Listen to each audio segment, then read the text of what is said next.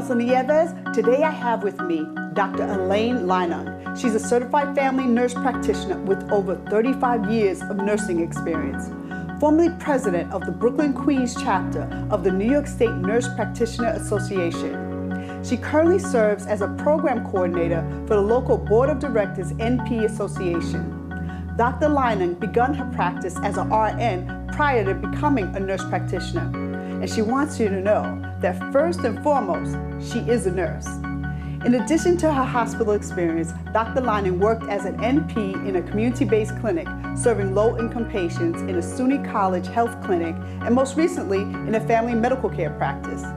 As a certified nurse educator, Dr. Leinung recently retired from teaching as an assistant professor of nursing in CUNY, where she prepared many nurses to enter the workforce. For over 37 years, Dr. Leinung has been dedicated to meeting the healthcare needs of the community, and that's why she's here today. With all the information that's out there, people are still confused about the COVID-19 virus. Dr. Leinung, thank you so much for taking the time to be with me today.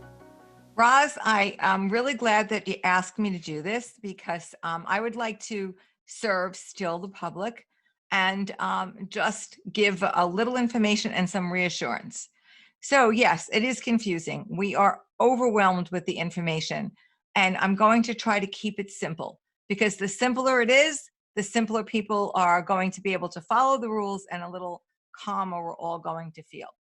So yes, the coronavirus is a new virus, which is why that COVID-19 is a new virus, which is why you may hear it called novel COVID-19, which sounds like a lot nicer than it is. It comes from the family of coronaviruses that have been around for a while. However, it has jumped species and it's acting differently than any other virus we have seen. Is it similar to the flu? Yes, it is. However, the symptoms start out very similarly, but the sequelae, the outcomes, the progression is a bit different. So it might start out with a slight fever. It doesn't start out like the flu with a runny nose. It'll start with a slight fever. It'll go to coughs. You'll have body aches. Some people have symptoms of diarrhea and some GI symptoms. Fatigue is very common. So if you're having any of these symptoms, and also sore throat is another symptom. So if you're having any of these symptoms, what are you supposed to do? Take your temperature. If you think you might be exposed to COVID, you should isolate yourself. And self-isolation means staying away from your family members in another room, if possible, using a separate bathroom. And that's very important to do that. So Elaine, my question to you is, just to be specific for my viewers, how is it getting into your system before you're getting to all those parts of the stages of starting to have symptoms of this virus? How is it getting into your body? This person-to-person contact, so people know they definitely should be doing social distancing. Oh my goodness, absolutely. It gets into your body the same way the common cold gets into your body. It's a respiratory-borne virus, and it comes from coughing, speaking, sneezing. And the thing that is different about it is they believe that it can go longer distances, which is why you need to be separated from 6 feet. If you've ever seen people close contact at even a dinner party, some people will get it, some people won't, especially those who have proper hand washing, don't touch the item that someone with the cold touched. You can sit a little closer, and not everyone at that table will get the common cold or the flu. COVID is very contagious. So you can sit at that table, and if there are 6 of you, at least 5 of you are going to come down with COVID. The good news is that some people get it mild and most people get it mild, but it is highly contagious. It's spreading rapidly. And it's like that, thing you tell 2 people and, you tell 2 people, and it really kind of multiplies exponentially. And that's why it's such a problem, because it's easy to catch, it's easy to spread, and our healthcare system is getting overwhelmed. Some of the countries that used social distancing and wearing masks very early on we're able to slow the spread of the virus. Are we going to completely eliminate it? Not right now, because there are no vaccines for it. The antiretrovirals, that means medicines that work on viruses, are not that effective. They're not effective. Antibiotics can be given, but only for the secondary infection, a bacterial infection that may settle in the lungs. Bacteria are different than viruses. Now, viruses get into your body, and there are some viruses, such as herpes, that resurface years later when your immune system is weak. So, and AIDS is a virus, HIV/AIDS. So you might have heard that mentioned in relation with COVID, although, again, I don't mean to say, oh, it's that type of a virus, but however, viruses can live in your cells. So we're not sure if COVID is like that. We're not positive if once you get it, you're immune.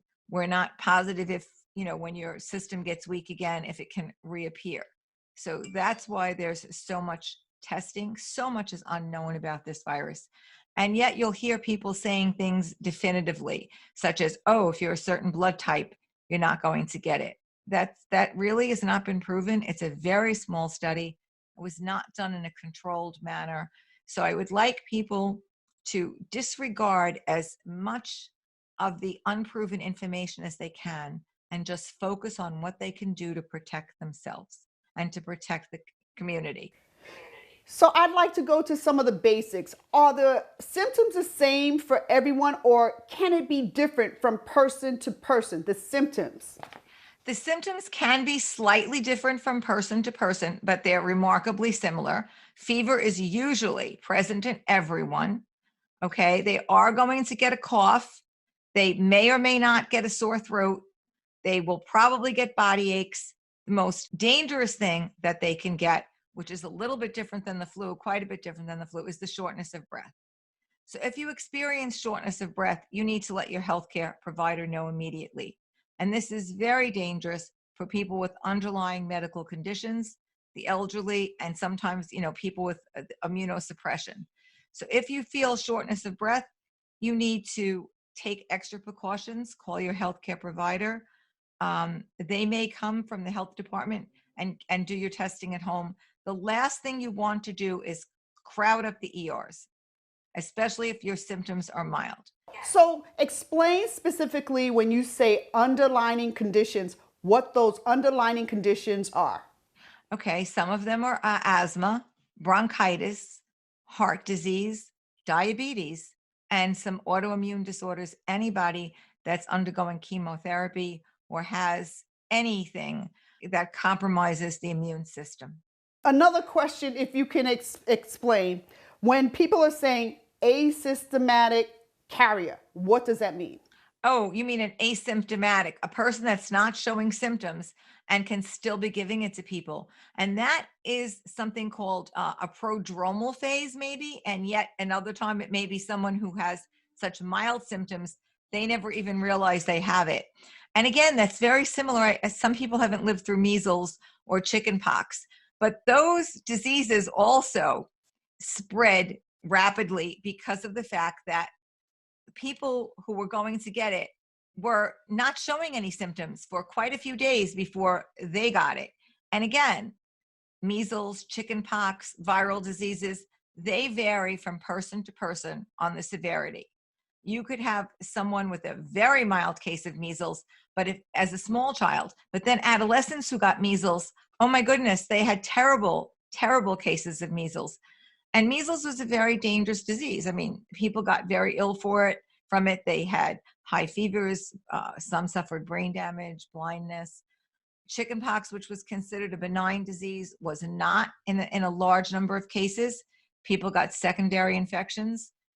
And this is even more dangerous because of the way it spreads than any of those viral illnesses. It's more dangerous than the common flu because, again, it's easily transmitted and most people get it. There is no immunity for it. There are no vaccines for it. There are no proven treatments for it. The only thing we can do is try to flatten the curve and slow the spread. And that is the responsibility of all of us. And if we follow it, If we follow it, we're going to beat this. And we're also going to beat it because we have experts in the field working on it, working very hard on it all over the world. And we have our frontline people, the nurses, the doctors, learning more about it each day from the patients that they care for. And they're sharing that knowledge. And they are committed and dedicated. And we have research facilities, and states are sharing their information now. Countries are sharing the information. We will beat this thing. And in the process, or in the time that it's going to take, you need to be responsible. And the one thing I love about New Yorkers is that when there's a crisis, we rise to the occasion. We do what has to be done. We're out there on the front lines fighting. All of our EMS, our firefighters, our nurses, our doctors, and even our neighbors are being kind to one another. Our, our delivery people, all of the workers in the community, the janitors, the post office. I mean, everyone is doing their part.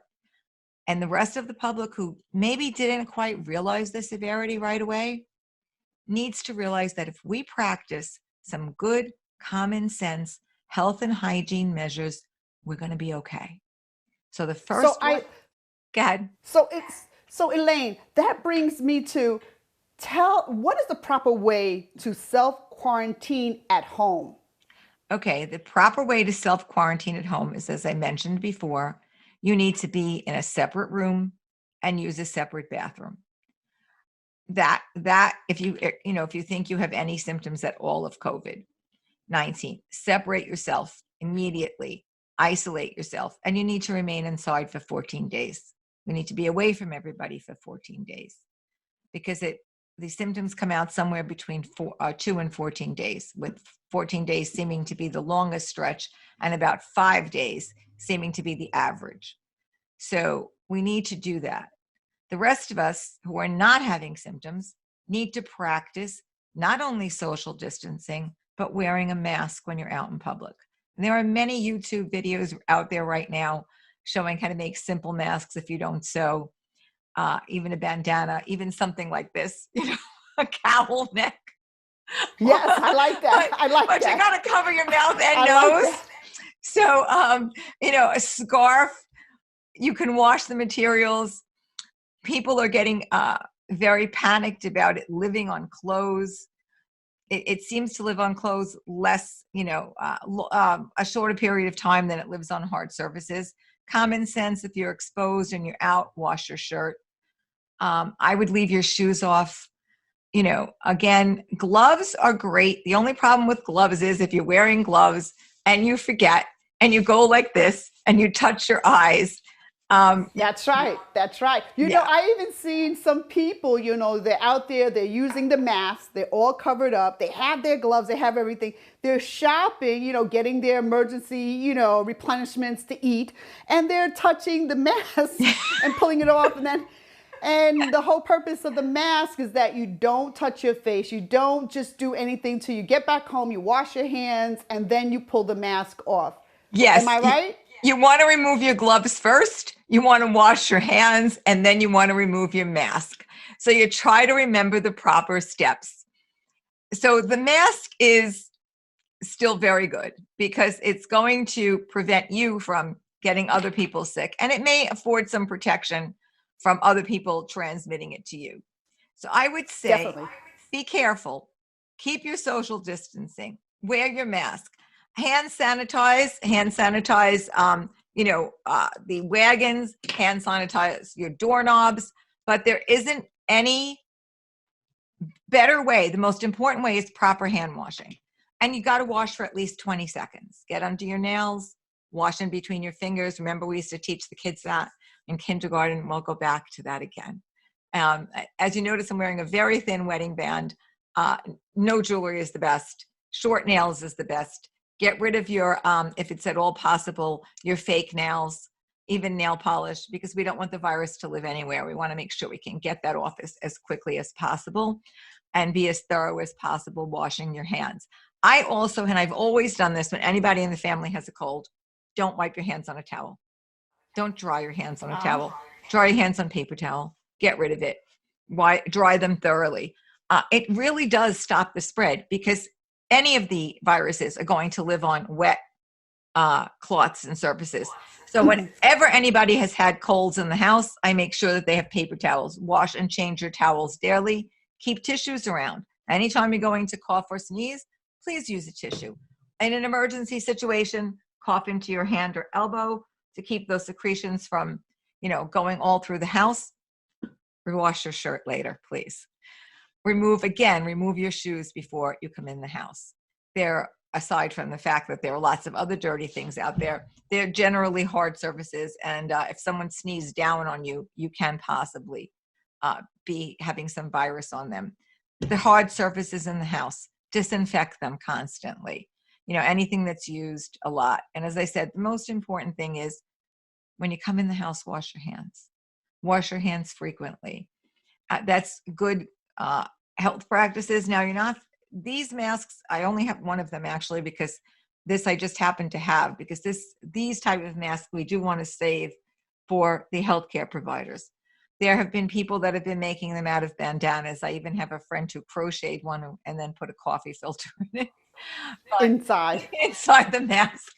So if you look on YouTube, you're going to see many, many ways to make masks. And the important thing is just make sure it covers your mouth and nose. When you get home, if it's wet, please wash it. And again, don't panic, and just use the proper safety precautions. Pretty soon, they're going to be relaxing some of these restrictions. And it's important to gradually relax the restrictions and to slowly return to our normal routine. Large gatherings have to be limited for quite a while, because there's going to be a second spike in the virus as people who are not exposed and people who are those asymptomatic carriers are all getting together. That second wave is also going to be devastating. And in order to prevent that happening, we cannot relax the social distancing and the masks and the good hand washing. So it seems like a lot of people, myself included, are learning from this disease, how to social distance, how to disinfect, how to clean differently, even like the light switches and stuff like that. Absolutely. Just like you said, cut your nails down low, be conscious of your surroundings, and to be more conscious of touching your face.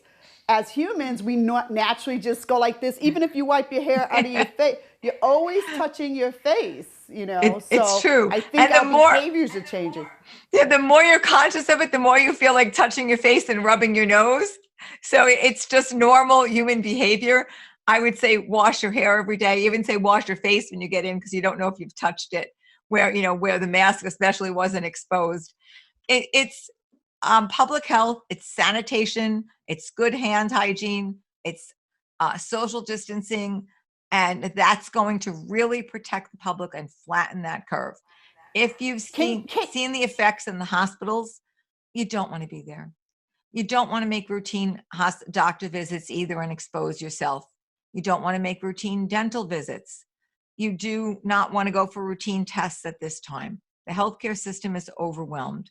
If you can wait, please wait. If you do feel symptoms, please don't rush to urgent care or the doctor's office. You're going to be exposing everyone in there. And then everyone in there that's been exposed is going to go home and expose their family.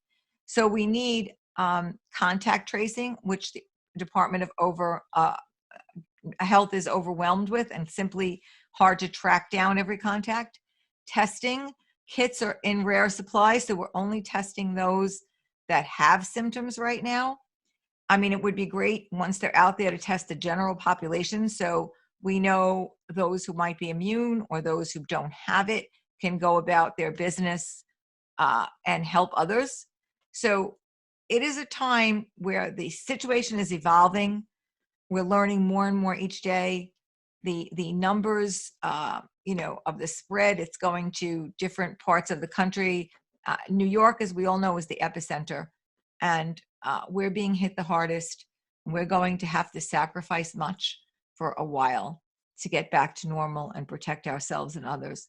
But I know I know that New Yorkers are going to do it because we have suffered and beat and shown ourselves to be resilient through many other crises.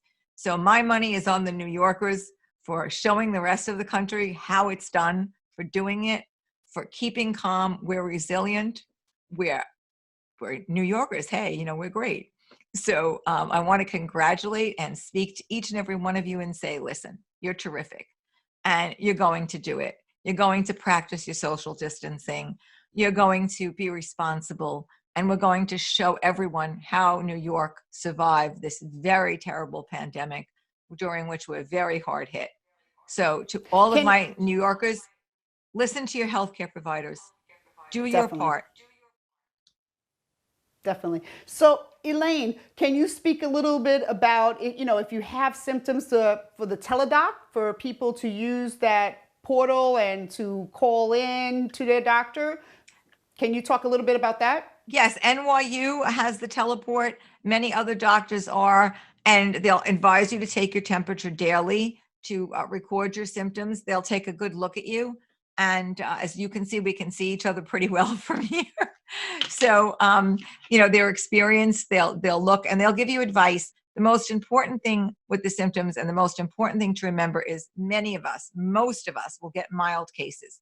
And it's simply rest and fluids and some acetaminophen, Tylenol to keep the temperature lower. And it's important to keep away from everybody and disinfect the surfaces.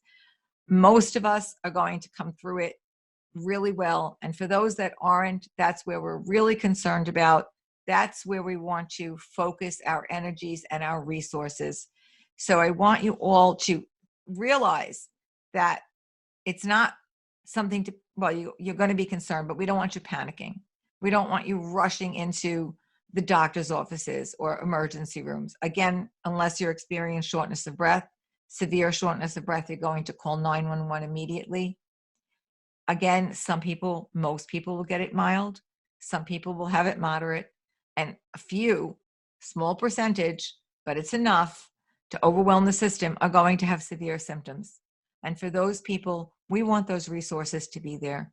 We don't want the doctors and the nurses and the hospitals overwhelmed and anybody stressed out more than we have to, because we want as many people as we can to survive. Each and every person is someone's loved one. Everyone is important. So practice that social distancing, be responsible, be caring, because the only thing that's going to flatten the curve and stop this spread until we get a vaccine, until we have enough answers from studies that are going to kill this virus, and I know we will get those, we will. It's going to take a little while, but with all of the experts working on it, we will succeed.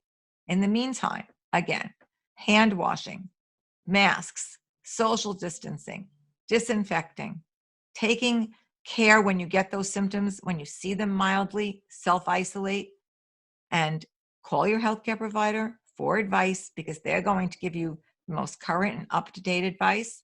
They will tell you when you should be tested, if you should be tested. And again, we're going to beat this thing. We really are.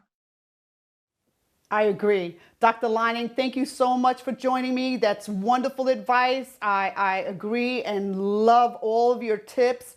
Definitely, if you have some symptoms and you're concerned, call your healthcare professional, possibly use technology. So I think it forces all of us to get up to date with technology, because at least you can see your doctor just like I'm seeing you right now, Dr. Leinung. I mean, Exactly. You're practicing social distancing right now. You're giving me all these tips. You're in your house, I'm in my house. We are. So I think, you know, so what we also need to do is help each other get up to date with the technology, especially with some of our New Yorkers who aren't used to using FaceTime or using any sort of platform, so that if they have to use that, what is the platform called for doctors? Is it Teledoc or the portal for doctors? A lot of doctors have that service now. What is it called, Elaine? They do, and there are different services, so I'm not positive what all of them are called. I know NYU has it, and it's the NYU portal. There is telemedicine that's out there. You can Google it. You can call the health department. Don't forget, we have really great resources in here in New York. You can do cdc.gov or you can do newyorkstate.gov, and they will direct you to where you have to go. Right now, our governor has been a leader in keeping us calm, giving us the correct information. Mental health is very important at this time because people are anxious. It's exacerbating existing medical conditions of people who have anxiety or those with some mental illness. So it's very important. There is a mental health hotline where you can call and get some help. But even for the rest of us, or many of us who have simple anxiety, it's okay to recognize it. It's okay to talk about it. It's a stressful time. And in fact, we are grieving. We're grieving the loss of our everyday freedom, the belief that life is going to always be wonderful. The kids today who would be graduating, having 8th grade or high school parties, who are planning to go to college, they're lost right now. And it's very important to talk about it, to explain we have survived these disasters and these problems before. We will get through this. Life, yes, it can change very quickly. And we know that. We've been through that before. But we can stay together. We can talk to one another, and it will help. So it's not uncommon for people to feel additional stress at this time. And as you said, social media may help, having Zoom conferences, even picking up the telephone. Everyone's been texting for so long. You can hear a friendly voice if you don't know how to work the technology. And remember, be kind, because that's important. Be patient. And that's not easy for me. But it's not easy. Thank you, Elaine. Elaine, this has been wonderful. Thank you so much for joining me. You gave wonderful tips. We're going to post all that information for the CDC's website, the governor's website, the mayor, and the Queensborough president's website. And Queensborough, Queensborough president has been wonderful. I am so proud of all of our politicians. I think they're doing an exemplary job.